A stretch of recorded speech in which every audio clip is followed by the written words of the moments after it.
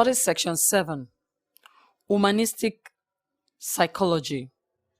Introduction.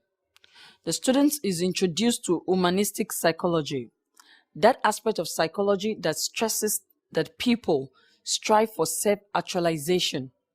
Humanistic psychologists are remarkably different in their view of how personality develops from what other psychologists, such as Freud, believes. Objectives.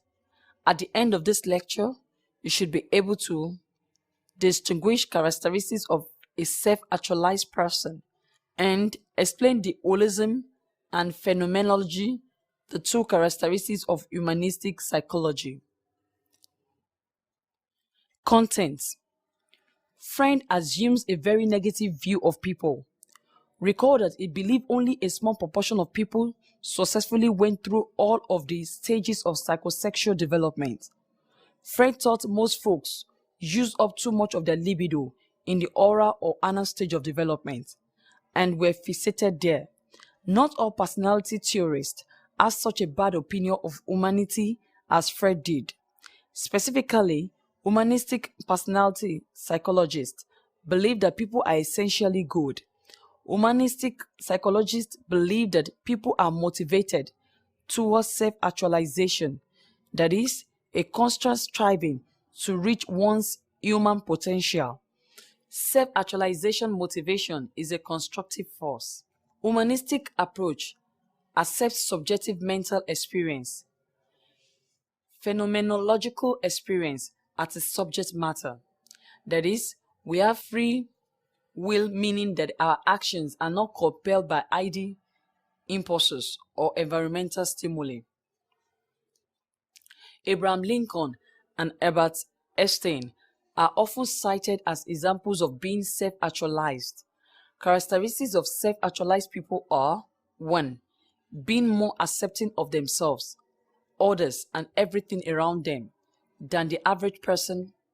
Feel that there is something to learn from everyone, regardless of the person's background.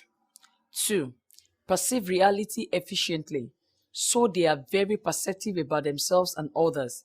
They act spontaneously and naturally do not fake it. 3. Oriented on the problem, not the people involved in the problem, including themselves, so they can be very creative in their solution to the problem. 4.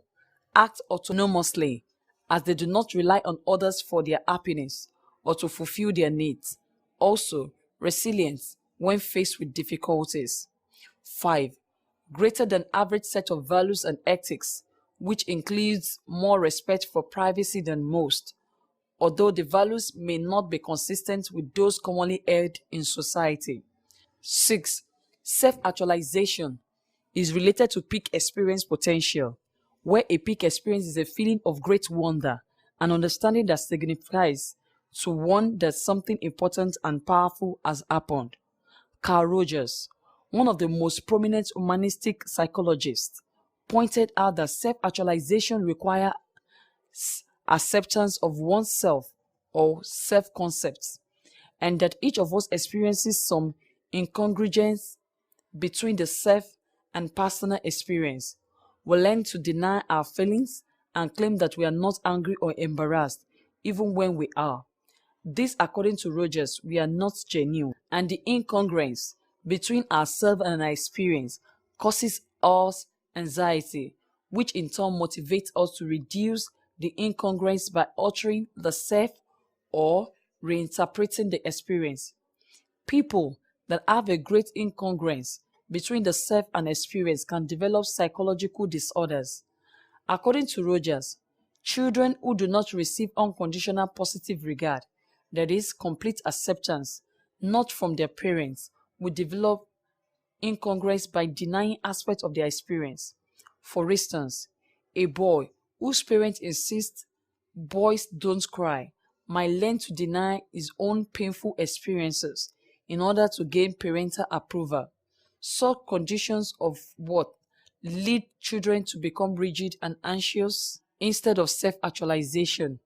Such children might adopt a lifestyle of conformity and ingratitude. Baumeister, 1992. He therefore suggested that everyone should have unconditional positive regard for each other. Unconditional positive regard for people is the attitude that every human being is worthy of respect and should be regarded in a positive manner. This includes having unconditional positive regard for oneself. The positive regard is unconditional because respect for another person should not be dependent on that person's action. This is not to say that one cannot disapprove of another person's action. You can disapprove of their actions and you can say so.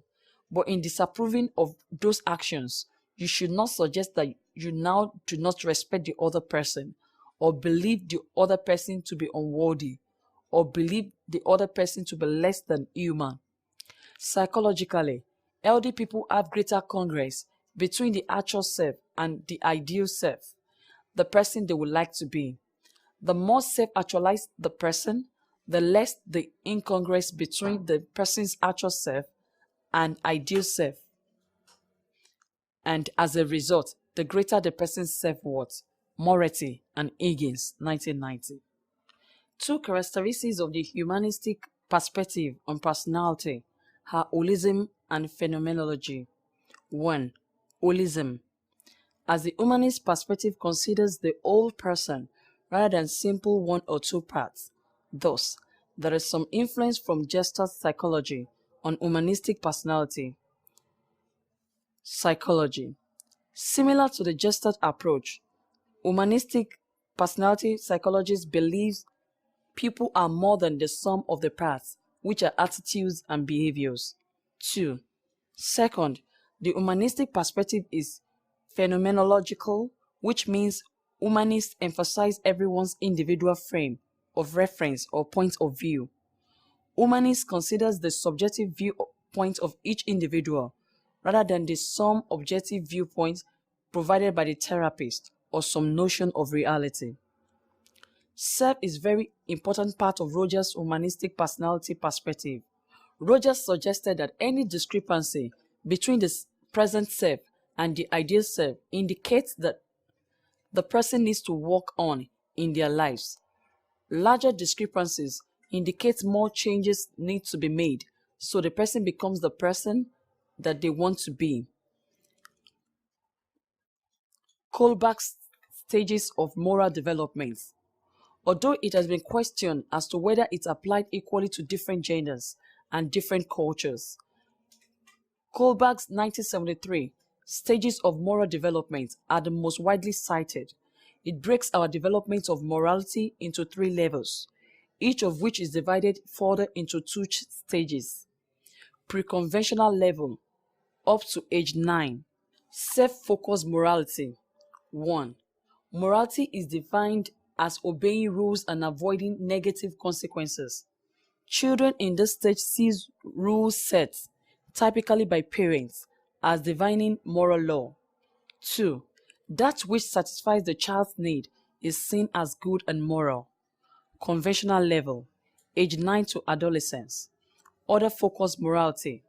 3.